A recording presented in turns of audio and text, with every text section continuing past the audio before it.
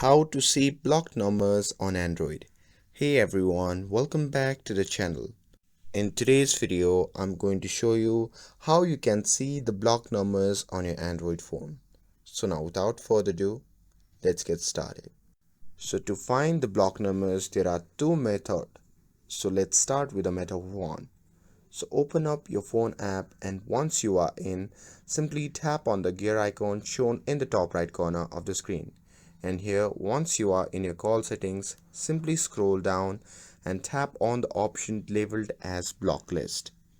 And here, once you see the interface like this, you can see the option labeled as blocked numbers. So simply tap on it.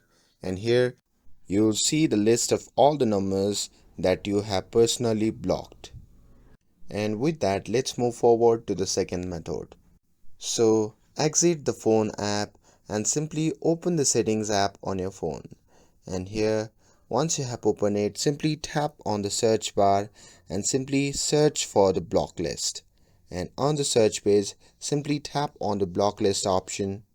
And once you see the interface like this, simply tap on the block numbers and it will take you straight to the same screen with your block list.